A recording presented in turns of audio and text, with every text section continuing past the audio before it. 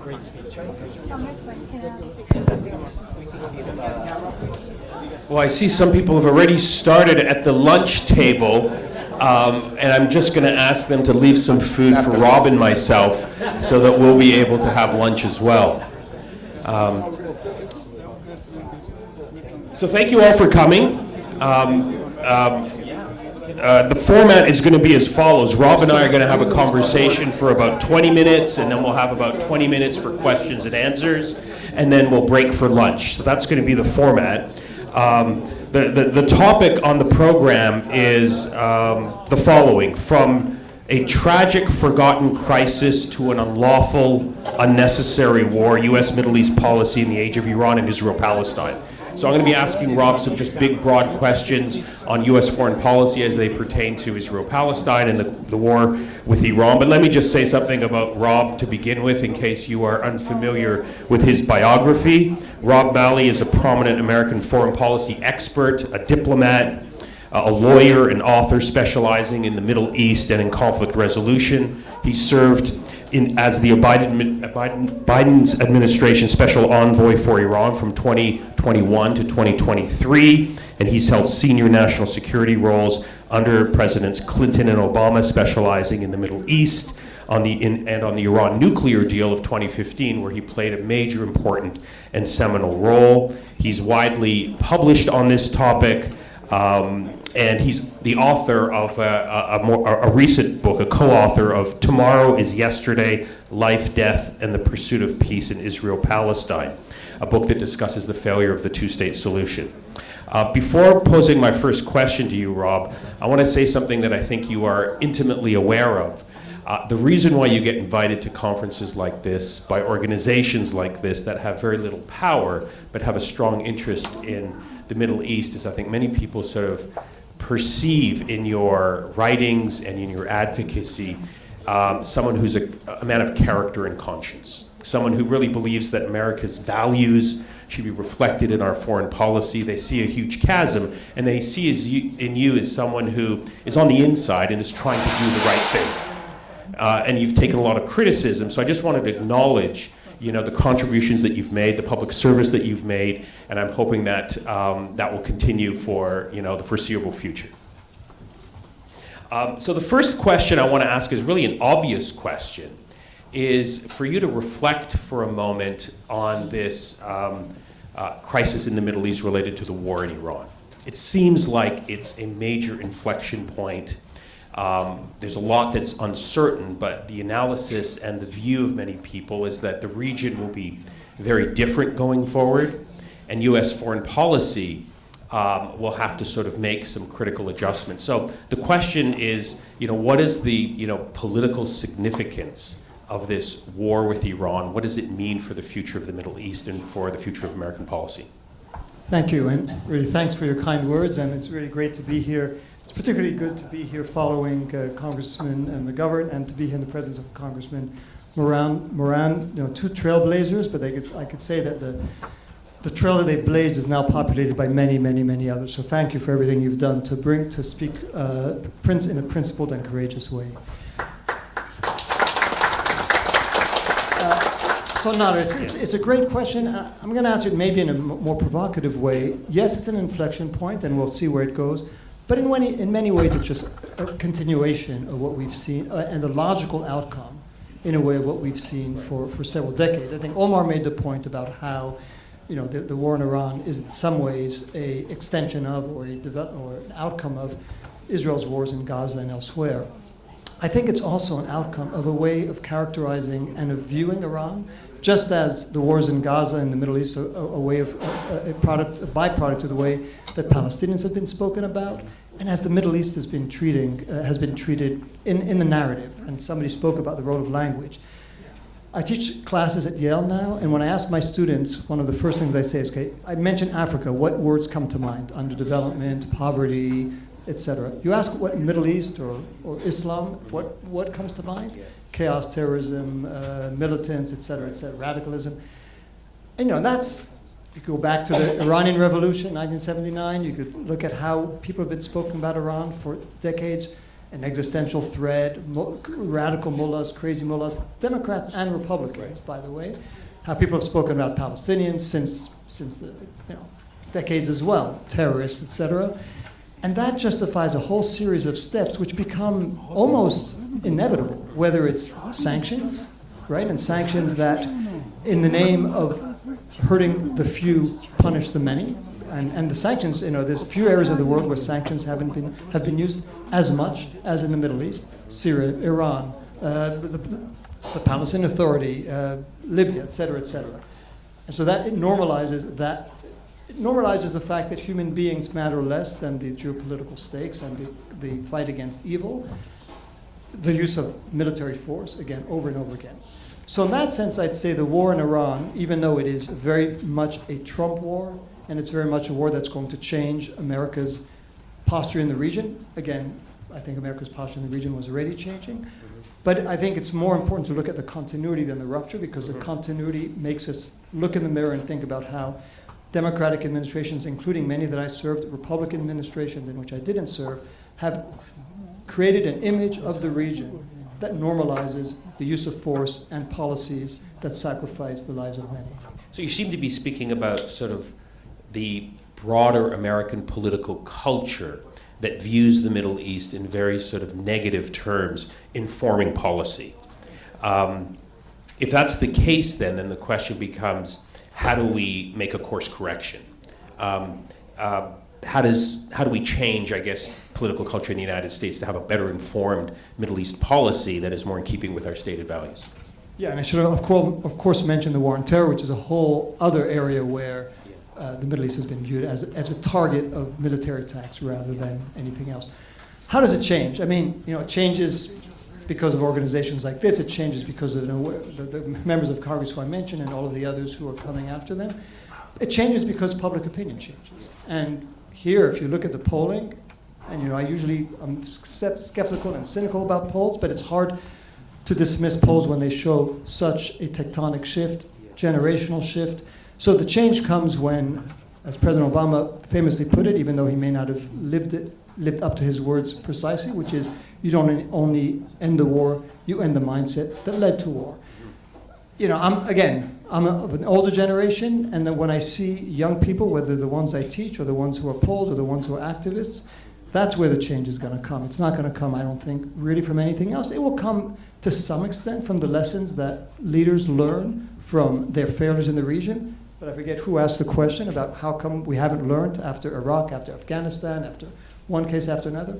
Politicians may not learn as quickly as their constituents, and so it will be up to their constituents to make sure that they will vote for people whose values they endorse and kick out those whose values they don't. Okay, getting back to the Iran war, there's a recent piece that I'm sure you've read that has shaped a lot of the public conversation and debate recently, that Robert Kagan published in The Atlantic, where he argued that, quote, with control of the Strait of Hormuz, Iran emerges as the key player in the region and one of the key players in the world. The roles of China and Russia as Iran's allies are strengthened, the role of the United States substantially diminished. On that latter part, yes, China and Russia obviously, I think, are beneficiaries here, and the role of the United States has been diminished. But on his claim that Iran now emerges as a result of their control of the Strait of Hormuz as a significant global player because of this new shift, do you agree with that claim as a first question? Allow me to say I think it's a little bit overstated. Listen, I look at this war and I think everyone's going to lose. I think the U.S., and Bob Kagan makes the point, certainly has lost, whether it's in terms of the inability of its military to meet whatever goals President Trump had in mind, in terms of the global balance of power, in terms of the U.S. Prestige and the image, whatever was left of it in the global South and in particular in the Middle East. So I don't think the U.S. is going to come out at all as a victor. Relatively speaking, Iran, as the sort of guerrilla fighter in this global war, has scored some very important points in terms of the mere fact of surviving, its resilience, its ability to use whatever power it had, in particular discovering or using for the first time the power it had over the Strait of Hormuz. But once the war ends and the Iranian regime is going to have to contend with an economic catastrophe. And no matter what hopes they have for war reparations, how are they going to repair their ties to society? How are they going to repair their ties to, how are they going to repair the economy? And yes, they've proven to some extent their ability to resist the greatest combination of powers that could have been assembled, Israel and the United States. There's going to have to be a reckoning on their side too, because some of the projects that they've engaged in, whether it's their nuclear program, whether it's their building of partnerships across the region, didn't really yield the benefits that they had hoped for. So do they come out of this relatively stronger? I mean, in the relative scoring between them and the US? Very possibly. But long term, is this a power that is going to be as strong as some of the critics of the war have said? And again, war's illegal, unjustified, unnecessary, all of that. I don't know that Iran will emerge as the fourth greatest power in the world. I think, as I say, that's probably a little bit of an exaggeration. So you've spent a lot of time over the years on the Iran nuclear question at a very senior level. Let me throw out a hypothetical scenario, and let me preface by saying I hope this scenario doesn't play itself out. But I would suspect that the conversation at elite level in Iran right now, as a result of this war, given how catastrophic it has been for the senior Iranian leadership, that there would be a significant body of opinion at Iran's senior leadership saying, look, the only option we have now for the survival of our regime is to secretly and clandestinely fast track toward a nuclear weapon, because look at Pakistan, look at North Korea. We can't suffer this type of hit again. That seems to be the logical sort of move that the regime would make, regardless of what we think about the human rights record of this regime, but just in terms of survival. Given your knowledge of this topic, is that a realistic option for Iran? Do you see this playing itself out, or is it just far-fetched? So first, I want to add to your list of examples they're going to look at. Yes, they look at Pakistan, they look at North Korea, they look at Libya, they look at Iraq. Right. So they have in front of them a clear objective lesson. Countries that have developed a nuclear weapon tend to survive, Western or other attempts to destabilize them far more than those who don't have nuclear weapons. So I think that lesson, and in fact, there's a number of Iranian officials who've said over the last several months or years, knowing what we know now, it might have been a mistake for us to live by the fatwa and to not develop a nuclear weapon at a time when we might have been able to do so. I part of what I do in life is put myself in other people's shoes, however different sizes and discomfort they may be. If I were an Iranian leader, that's probably how I would think now, just the way you said. If we had a nuclear weapon today, would we really have been the brunt of attacks that have been waged against us? And they do have the knowledge, we know that. They have the knowledge. If they wanted to acquire a nuclear weapon, develop a nuclear weapon, I suspect they could do that within, and I'll just make this up, based on some intelligence and some other public reporting, a year, maximum 2 years. That said, I still think, and you might invite me in the future and I'll be proven very wrong, I think that one of the main reasons that they decided in the past not to try to acquire a nuclear weapon is not because once they had the weapon they thought, what good it would be. It's the period between the decision to build a weapon and the acquisition of that weapon. And they've always felt that's the period of maximum danger, because that's when we may be subjected to bombing and strikes and targeted assassinations. Now, they've been subject to all of that without developing a bomb, but could you imagine now, one of the lessons of this war, and again it goes to your point about relative victors and losers, the penetration of Iran's system, the surveillance by Israel in particular, but also by the US. So do they really think that they could get away with trying to develop a bomb? Now, you're right, there's no inspectors. It doesn't take all that much. You don't need, probably a room like this would be enough to develop enough centrifuges and then a weaponization program. So it doesn't take all that much. You don't need the program that they had developed over the last 10, 15 years. But you still have to make the decision. You have to convey the decision to the people in the system who are going to have to develop it. And given how many people would have to be involved and given how closely they're being surveilled, I would think it would be very risky for them, even if they tried to recover the 450 kilograms of highly enriched uranium. Can they do that without being detected by the US or Israel? So the motivation is there. The capability is there. I think the fear is still there. And I would suspect that they would think hard and many times before doing it. They wouldn't benefit, I don't think, from Russian or Chinese support in that endeavor. So, I think they may want to keep that uncertainty, but I would be personally surprised if we saw them try to dash towards a bomb anytime soon. Okay, thanks. Let's shift now to Israel-Palestine. Assuming we have another national election for president in this country in about 2.5 years, what has to shift? What has to shift in terms of the next president in order to have U.S. foreign policy move in a more humane and just direction to solve Israel-Palestine? You've just written a book on how the two-state solution is no longer there. You've been involved at these senior policy level discussions. There's a lot of frustration that frequently comes up when I talk to my students and members of the broader public. Why is U.S. foreign policy so consistently unable, and why does every American president seem to pursue policies that are so antithetical to America's stated values when it comes to this particular issue? Could you share us your thoughts on that? Yeah, broad question. I'll do my best. So I look at U.S. foreign policy on this issue, and I look at two metrics, two factors. One, how U.S. policymakers have viewed the strategic interests of the United States in the region since the onset of the Cold War, basically. And second, domestic politics. And there's a correlation between the two. I don't think one is sort of the determining factor. So if you look at it, and I say this not to endorse it, maybe in a bit cynically, the track record of the U.S. in the region, despite its policies that, as you put it, are inconsistent with American values, the balance sheet has not been that negative, right? If you're sitting in the White House and you say, okay, we've had this policy of leaning heavily towards Israel since, 67 or whatever, but, and with a Cold War agenda, it helped us keep the Soviet Union out of the region. We've had very close ties with a very powerful country in the region.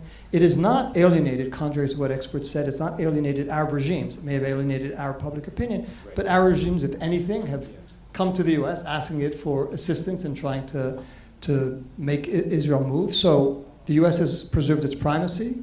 It's preserved its privileged relationship, not just with Israel, but with Israel's supposed foes. Even the Palestinians, after Oslo, had to turn to the U.S. We could debate whether that was the right idea or not, but they had to turn to the U.S. in order to try to get any support, any succor. So not a bad balance sheet, right? The U.S. could say, yeah, we've triggered some opposition, but the regimes took care of that for us. Right. And we are still, as I said, the primary power. And for a country that has pursued primacy for a very long time, not a bad outcome. Now, given the low, and since I'd say President Clinton, there's been this desire to reach a settlement, if they could. And I have no doubt that President Clinton, President Obama, I can't speak for President George W. Bush, but they would have liked to be presided over a peace settlement. But was the strategic value so great? And did they think that it was achievable at a cost that would not entail a real crisis with Israel and sort of maybe instability in once, because any policy shift incurs a cost in terms of the stability of the region. And then you look at the domestic price. Yeah. So they have to pay a domestic price for a strategic goal that is not important, when the status quo is kind of working. I mean, you go speak to president, try to convince them, as smart as they may be, as even if they have the right values, and even if they understand what's happening between Israelis and Palestinians, try to convince them when they have so many other things going, it's going to be very hard. And President Obama, who probably was, certainly of the presidents I served, the one who was most empathetic to the Palestinian cause, I think he was very aware of his own limitations and just didn't, he said at one point towards the end of the presidency to a number of us, people were saying, we always hear Americans saying Netanyahu in Israel is, why are they so irrational? They're driving the country down the drain because they're going to have to choose between being either Jewish or democratic. And what he said in a moment, I think, of real clarity was, Netanyahu's not being irrational at all. If you're an Israeli leader and there's no consequence, if there's the impunity that Omar spoke about, why wouldn't you continue in that vein? Yeah. And what Obama then said is the irrationality is from those of us in the US who believe that simply by begging the Israelis and telling them what's in their own best interest, that they're going to follow suit. Right. So what it takes is a change which I think he would have liked to have had that power, or he would have liked to have that, whatever you want to call it. He didn't think he did. And so he himself, despite that awareness, wasn't prepared to put the kind of pressure, wasn't prepared to impose the kind of accountability on Israel that it would take to at least begin to shift things. Whether that would lead to a fair solution, that's a different debate. But at a minimum, not give Israel every reason every rational, logical reason to continue down the path they've been on for decade upon decade. So two related questions. Public opinion in this country, particularly among young people, has radically shifted on Israel-Palestine. I mean, I never thought I would live to see a moment where elected politicians openly say, I'm not taking AIPAC money. It's too toxic, I'm going to lose. That's a radical shift. So that one could argue that creates, that changes the domestic calculation for elected politicians. And then the second sort of related issue is the whole question of the possibility of a future Arab Spring. If some of America's allies in Jordan or Egypt start to tinker, if there's sort of, it looks like there's going to be some political change in those countries, would that force then an American president to think much more seriously about their policy toward Israel-Palestine?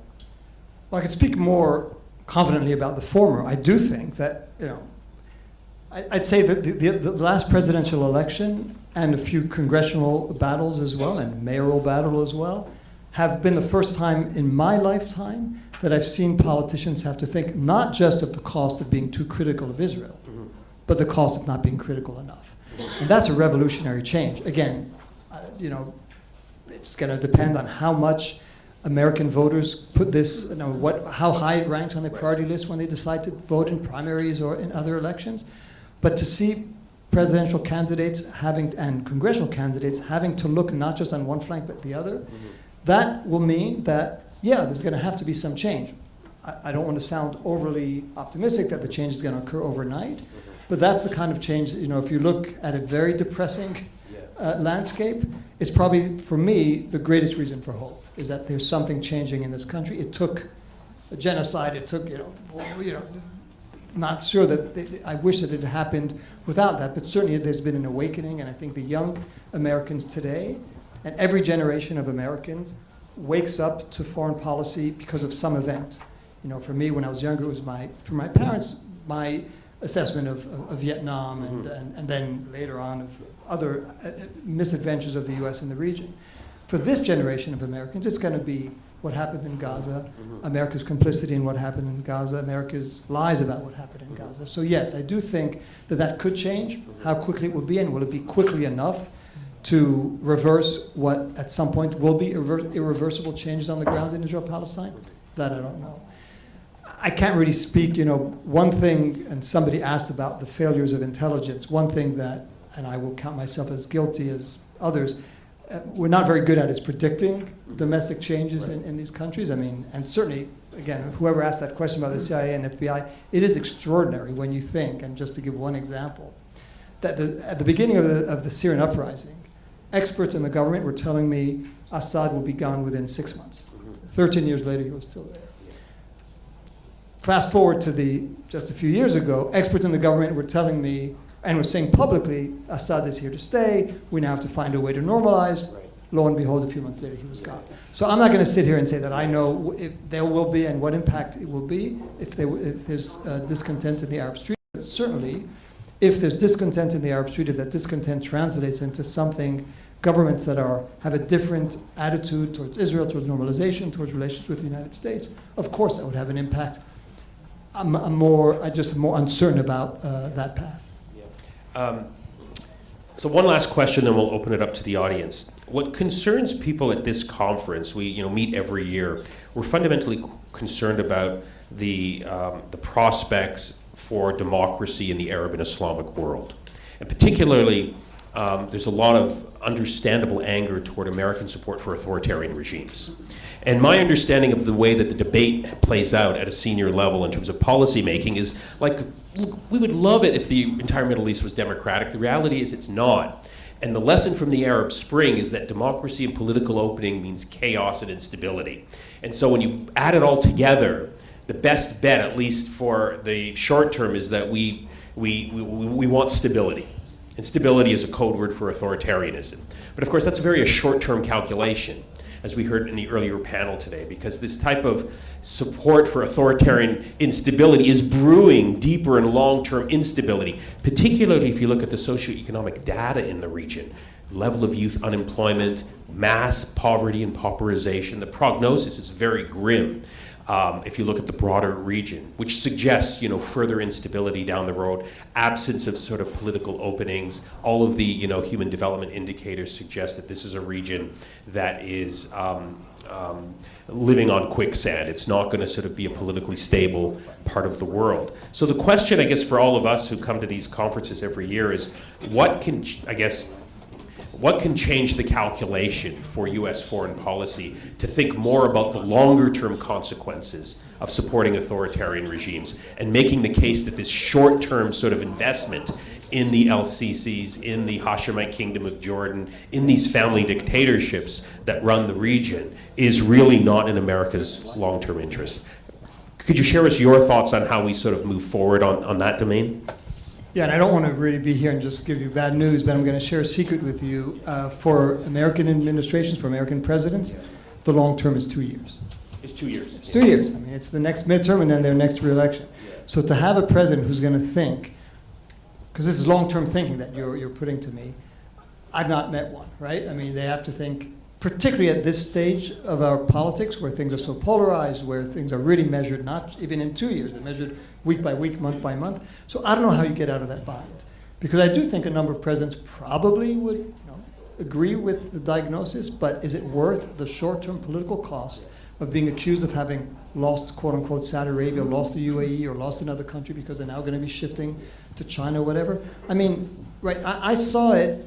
If you look at the Obama administration, and Shadi has written a great book about this, but if you look at the Obama administration's efforts during the Arab Spring, there was a period where, very timidly, they withheld some military assistance to Egypt, they withheld some military assistance to Bahrain.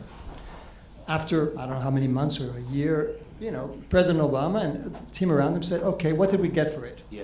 We're getting countries that are upset at us, their leadership is upset at us, we can't get what we want from them, and it's not changing their policies one iota. Yeah. So quickly they reverse course. So, I mean, it really is, at some point, political calculations, that's what I'm going to come, we'll end up with some good news, but the political calculations are short-term. There's a premium on not rocking the boat. I mean, what was one of the slogans of the Biden administration? Back to basics, right? Back to basics. That's not these big transformational things, whether it's the things that we shouldn't have done, like the war in Iraq, or the things that probably we should do, which is trying to promote democracy, or at least, as Omar put it, not support repressive regimes. Those come at an immediate cost, long-term gain. If you're a politician, and I say this in the presence of at least a former recovering politician, if you're a politician, particularly in the presidency, you do think more short-term. And I think that's really, I struggle with how you get over that. Now, the way you get over it, and it's going to be sort of, I think, the consistent theme for me of today, the way you get over it is if the politics change and the political costs change. If people care enough now. I'm not sure enough Americans are really going to care about whether we have a policy of promoting democracy in Saudi Arabia or Egypt or not. They will care more about the Palestinians, but that sort of leads to electing people who may have a different mindset, a different set of values than their predecessors. So it all comes down to political activism. I think that's the name of the game. Okay, great. So we have about 15 minutes for questions and answers. 10 minutes. 10 minutes, okay. 10 minutes. We want to leave time for lunch because we had no coffee breaks. We haven't had a chance to socialize. There's a lot of people here I want to chat with. So the floor is open. Go to the microphones, and please don't say, I have 2 questions for Rob. 1 question, and make it as short and succinct as possible, and we'll get to as many of them as we can before Redwan sort of pulls the plug on this conversation. Go ahead. Thanks. Adam Joyce. I edit the quarterly journal Middle East Policy. I just wanted to tie the insights into Israel-Palestine that I read out of your book. It's amazing, and just tie it to democracy not as a political system, but as a principle for decision making. And I think one of the amazing insights that you made in the book was that in the two-state solution process, or the peace process, that it excluded all the voices that were not in favor of the two-state solution. And so it's inherently non-democratic. I'm just wondering if you could expand on that a little bit, if you know of any models that have attempted to democratize at a lower level, so that it's not, so that it's opening up a larger space for contestation that could eventually get to some sort of solution. Great, thanks, and thanks for the plug for the book. Appreciate it. So I do think, I mean, the peace process, which is, again, it resonates with all the themes we said. American foreign policy has tried to find ways of perpetuating a status quo that it was comfortable with. And so the peace process industry, of which I was a part, we speak to the people who tend to agree with us. We tend to select the people who agree with us, the people who are not going to rock the boat too much. And so it's kind of an internal vicious conversation in which everyone says kind of the same things, divorced from very powerful constituencies that have the power to say no and that represent real people on the ground, whether it's the Islamists, whether it's the diaspora community on the Palestinian side, whether it's the settler religious right community in Israel. We struggle in the book about how you could include those voices. Right now, the political official talks are not going to allow them in, and if anything, they're trying to exclude Hamas even more. So it probably, and we entitled the book Tomorrow's Yesterday, partly because, or largely because, we're back to a moment where everything has to be reinvented, just as it was after the Nakba, where Palestinians were leaderless, when there was no real process, where there was no common vision between Israelis and Palestinians. It probably is going to have to start at the level of ordinary Palestinians in Israel, courageous ones who are prepared beyond the views of their officials, whether it's the PA, Fatah, whoever, or anyone on the Israeli side, and have conversations with groups who don't necessarily share the sort of the dogma, the catechism, if it's not a very good word, of the peace process. I think that's what it's going to take. There are efforts already. I've been part of some where you have non-peace process individuals who are talking to each other, and as we say in the book, some of the most enlightening conversations were between more quote-unquote Islamists, hardline Palestinians, and more hardline Israelis, because they saw within each other a mirror of their own convictions and their own passion for all of the land, and they said at least this is an honest conversation as opposed to the more soporific and diplomatic conversation that takes place in the hallways of power. Okay, we'll take two questions back to back here as quickly as possible, and then we'll go to Nagar, and that's it. Go ahead. Hey, my name is Ian Rizvi. I'm a second-year political science student at the University of Maryland, Baltimore County. Earlier you mentioned how it was the pretty obvious conclusion stemming from the current war in Iran and the current policy in the Middle East over the last few years has been like Iran needs a nuke in order to stave off like Western influences, right? But you also argued that that's basically probably pretty unlikely, given how much pressure has been on Iran now, right? So if the logical conclusion for Iranian leaders is that a nuke is the only way to survive, but they can't acquire that in the current environment, how do you think Iran is going to react after the war in order to create an environment where acquiring a nuke is possible? Thank you. Okay, next question, and then we get Rob to answer. My name is Umair Nas. I teach international relations in a Turkish university in Ankara. I just want to ask, under Trump administration, transatlantic relations have been under pressure, have been questioned, not just by the Trump administrator, but also, I think, in Europe as well. Europeans are also talking about strategic autonomy and to evolve some defense system for themselves. What do you think that how this relation or diverging relations between Europe and the United States, how the Middle East politics is going to be influenced and shaped? Do you think that in such a divergence, Europeans would be favoring more a pro-Palestinian foreign policy there? Got it. Thank you. Go ahead. So first, I don't want to be misunderstood. I'm not advocating, certainly, that Iran acquire a nuclear bomb. I'm not sure it's the only way to protect them. I'm not even sure how much protection it would provide. I mean, if you look at the countries that Iran has struck over the last year or two, most of them tended to have, not excluding the GCC, most of them tended to have nuclear weapons. So it's not really as much of a shield as people have said. So I don't know. I mean, listen, Nagar may be asking another question on Iran. I'm not sure how this regime is going to strengthen itself, because real strength comes from popular consensus. And I think it's pretty evident, go back to January, maybe today, why would Iranians go out in the street and protest their government when they're being bombed by outsiders and when they don't know if they're going to be safe? But I think until the regime changes, the government changes, and the system changes so that you actually have popular consensus and a strong state, I'm not sure that nuclear weapon, domination of the Strait of Hormuz, whatever else they have, which are important deterrents, I don't think it's going to really lead to long-term stability for the system. On the second question, So first I'd say, listen, I've often and long been an advocate for countries around the world to find their own autonomous foreign policy, and I say this as somebody who's been an American official, but again, trying to put myself in other people's shoes, whether Arab shoes or European shoes. Depending on an undependable United States, it doesn't really make that much sense. And there's some good news coming from Europe, but let me be a cynic here, it's very selective good news. I mean, they were all aghast and all prepared to push back against America when the threat was to Greenland. When the threat was to Iran, not that much. In fact, the same politicians who were denouncing and decrying the double standard endorsed the double standard when it came to Iran. So I don't know where it will lead, but there certainly are some countries in Europe that are being increasingly vocal when it comes to the Palestinian question. And there, too, it's going to be, above all, a matter of domestic politics. Do they have public opinions who are prepared to push their leaders? You know, some of Europe is not moving exactly in the most progressive direction, so I'm not sure that I put all my hope there, but I think your question raises a broader issue of countries in the global south and elsewhere. Can they emerge and forge a more autonomous foreign policy and a more, you know, they're not all going to unify, but a more convergent foreign policy in which they are a bloc that can stand for certain values across the globe. Great. Last question, Nigar. Thank you. Great to see you both. It's sort of a reiteration of the question I also asked Josh and Omar. Maybe, and Robbie, you had a view from the inside, Obama, Biden, and between the two Trumps. How did we get here?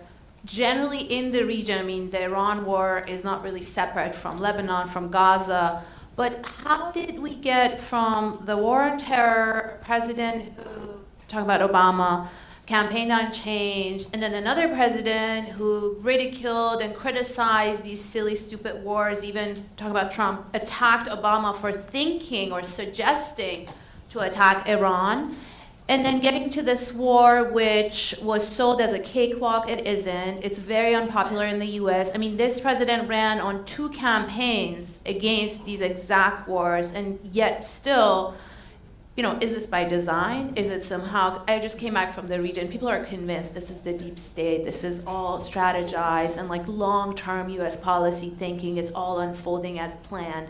But how did it happen? I mean, how did we get here to this very unpopular war 20-something years after the war on terror? In 2 minutes. In 2 minutes. Long-term strategy to sink the U.S., that's pretty interesting if that's their theory. I'm going to say it's a combination of the structural and the personal.